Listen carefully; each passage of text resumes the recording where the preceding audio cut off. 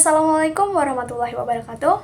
Hello everyone, let me introduce myself. My name is Deanita Mehvis Aulia, NPM 25412029, from Accounting Class 25A. On this occasion, I will explain about Focus Group Discussion, Business Communication Course, lecture in charge of Miss Berlintina Permatasari, SPMM. Diskusi kelompok fokus. Metode ini sering digunakan dalam penelitian maupun dunia bisnis untuk menggali pendapat, pengalaman, dan persepsi seseorang secara lebih mendalam melalui diskusi kelompok. Melalui presentasi ini, saya akan menjelaskan definisi, ciri-ciri, penggunaan FGD, bagaimana melakukan FGD, serta kekuatan dan kelemahan FGD. Yuk simak videonya sampai selesai. Definisi.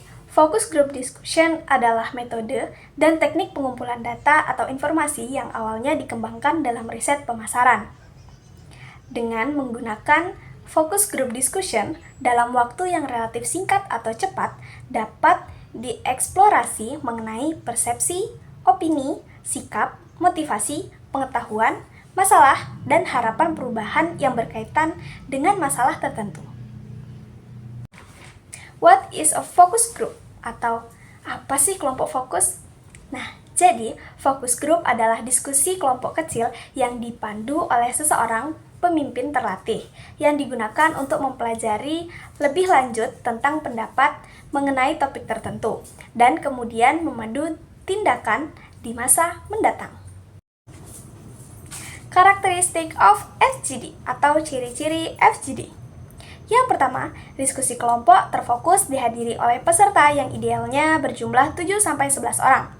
Yang kedua, peserta FGD terdiri dari orang-orang yang karakteristik yang serupa atau relatif homogen yang ditentukan berdasarkan tujuan dan kebutuhan studi atau proyek. Yang ketiga, FGD adalah proses pengumpulan data dan oleh karena itu memprioritaskan proses tersebut. Yang keempat, FGD adalah metode dan teknik pengumpulan data kualitatif. Yang kelima, diskusi diarahkan dengan fokus yang jelas pada isu atau topik yang akan dibahas dan didiskusikan bersama. Yang keenam, FGD sebaiknya dilakukan di tempat atau ruang netral yang disesuaikan dengan pertimbangan utama agar peserta dapat dengan bebas dan tidak takut untuk menyampaikan pendapat mereka. What is the difference between a focus group and a regular group? Atau apa perbedaan antara focus group dan grup biasa? Nah, yang membedakannya adalah focus group. 1.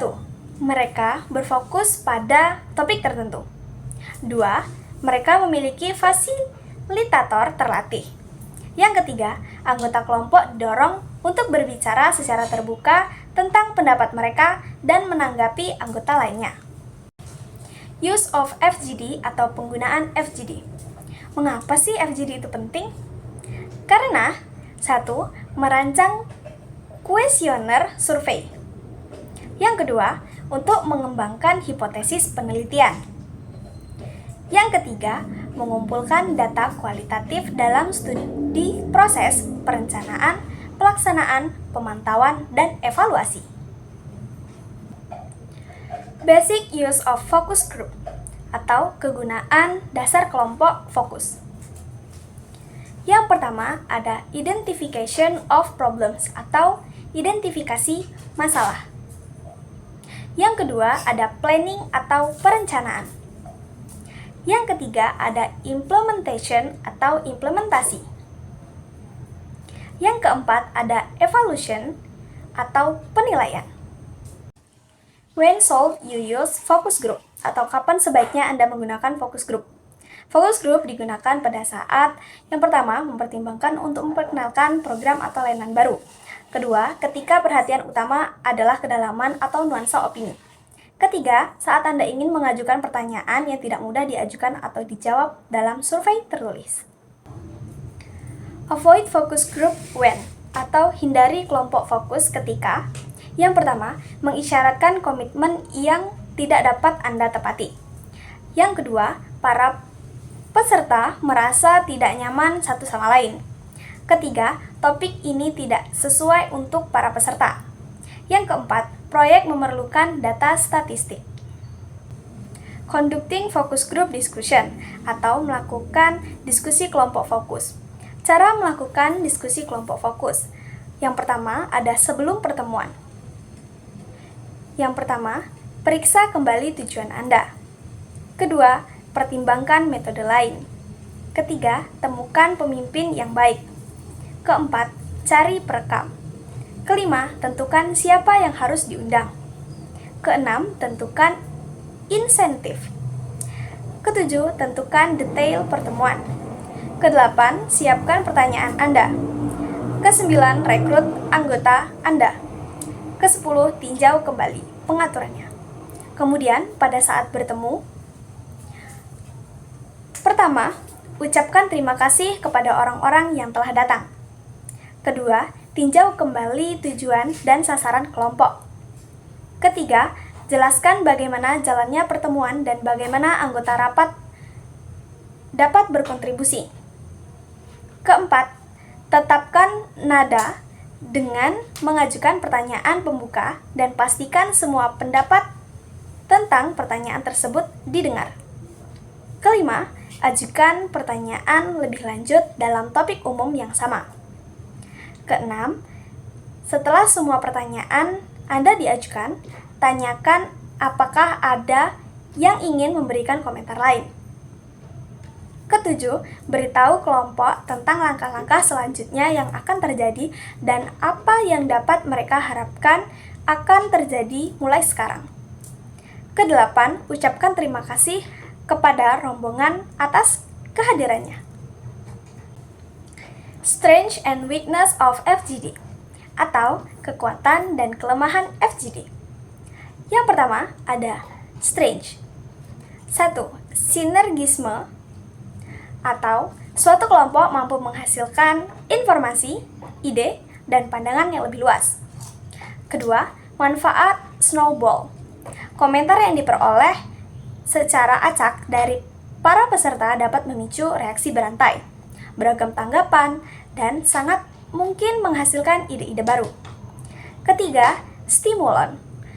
Pengalaman diskusi kelompok sebagai sesuatu yang menyenangkan dan lebih mendorong orang untuk berpartisipasi dalam menyampaikan pendapat. 4. Keamanan.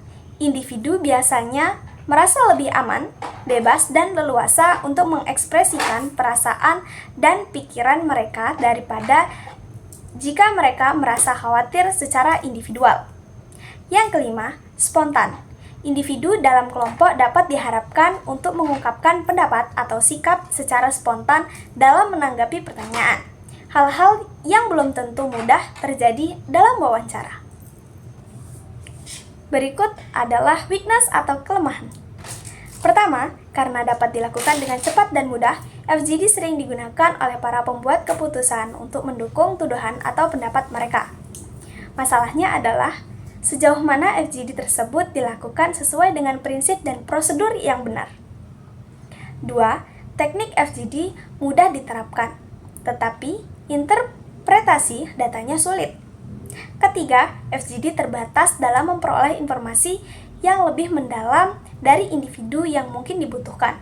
Hal ini karena FGD terbatas dalam waktu yang memberikan kesempatan yang adil bagi semua peserta untuk menyampaikan pendapat mereka.